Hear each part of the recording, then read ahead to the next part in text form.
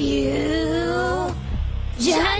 Ha! In a world of abundant magic, the kingdom of Clover shines above all others, due in no small part to the Magic Emperor Julius. The man the people love more than their own king. And yes, Clover does have a king. The Magic Emperor is more of a military leader, but effectively Julius is the king.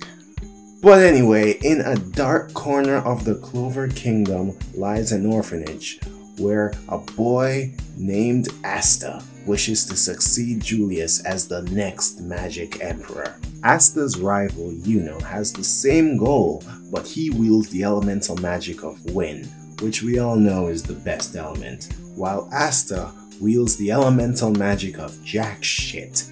At least so he thought, but he actually wields anti-magic, mostly with the use of an anti-magic sword. Asta eventually joins an order of knights called the Black Bulls as a first step towards accomplishing his dreams.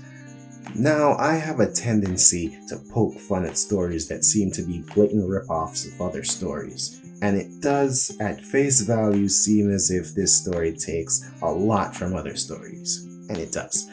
But it has its own unique vibe that sets it apart from the other stories that clearly inspired it. This manga is just really fun to read and easy to binge, despite having no original story elements to it. If you have been reading shonen for long enough, you will see every twist and turn coming when reading this one, but it's still enjoyable, and I think a lot of that has to do with the characters. Asta isn't anything special on his own. He doesn't go through much character progression. He really is more like a Goku or Luffy type character, where he changes more people around him than he himself changes. The most enjoyable part of his character is his relationship with other characters.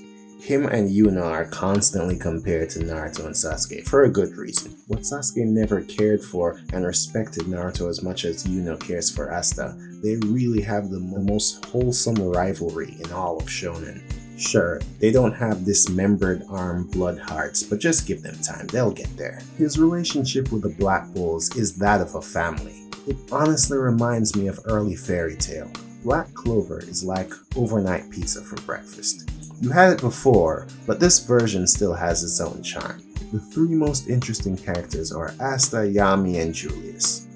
Asta is the protagonist, so it's not hard to become invested in his underdog story, and the mystery behind how he's able to wield his anti-magic sword is intriguing in itself. I think Yami is a good representation of this entire manga.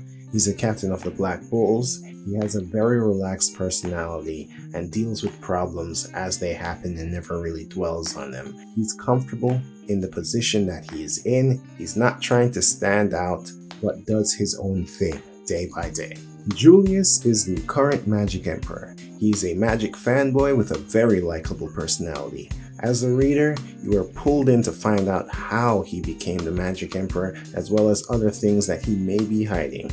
But in the end, Black Clover is unoriginally entertaining.